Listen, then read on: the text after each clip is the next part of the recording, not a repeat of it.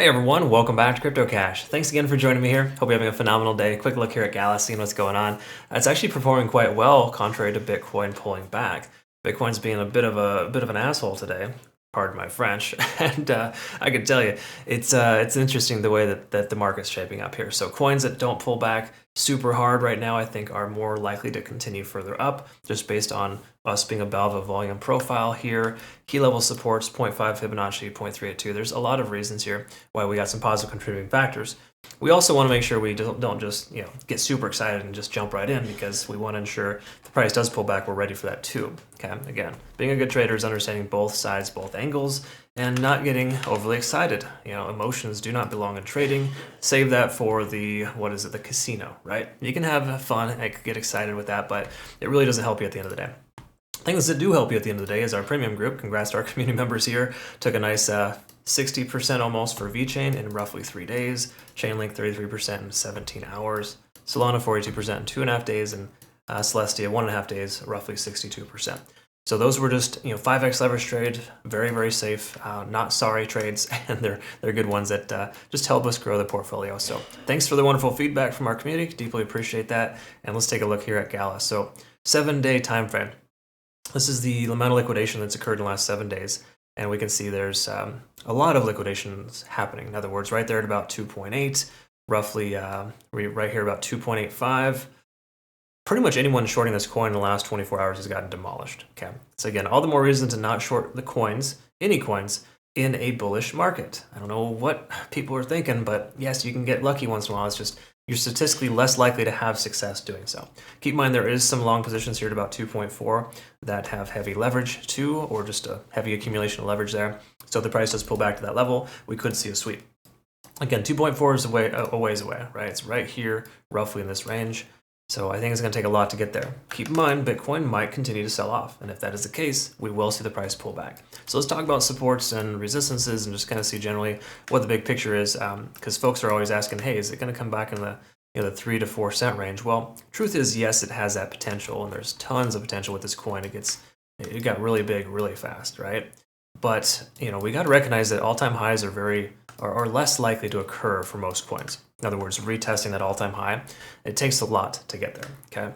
So truth is, we got to get through this barrier here roughly at about 3.5, 3.6 before we have any luck in getting even further up.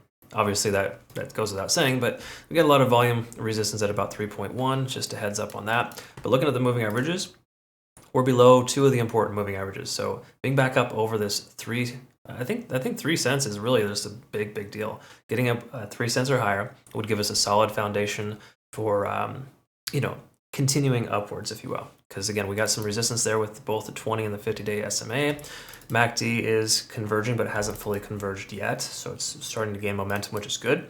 We're also seeing traditional RSI under 50. That's not a great look, but money flow index is increasing, kind of showing that the price is willing to rally back. And the same thing with stochastic RSI too. So those are good things for the most part, but we're still not in the clear. We got a lot of resistance ahead of us. Same thing here as well with the 4-hour. You can pretty much see the same thing with the 200 and the 100-day SMA. While it's nice we're above the 50 and the 20, those are short-term moving averages, letting us know the short-term trend lines are positive. It still doesn't mean that we've broken through those key level resistances yet. We're also starting to diverge a little on the MACD, losing that momentum. Obviously, no surprise in the last 4 hours of Bitcoin opening pretty terribly.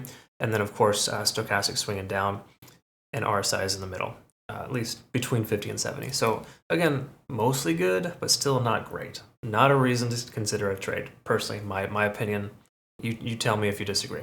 I get that you can be emotional or happy about a trade, but you're doing that, you're just doing it wrong. Again, I've seen a lot in the years, and I have so many traders coming over to me asking for me to help recover their portfolio. While I can do that with my signals and kind of help you learn to become better traders, it has to come from within. You can't just ride the boat and effectively just passively make money. You got to learn how to trade. You got to kind of still yourself and harness your emotions and make sure you don't take terrible trades. And again, emotions lead to the dark side. That's just the way it is.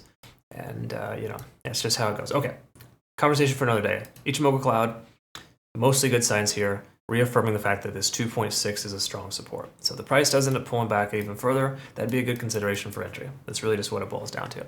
If it continues upwards, of course, We want to get through that 3-cent range, which is roughly up here, because again, there's some liquidation, but not a ton.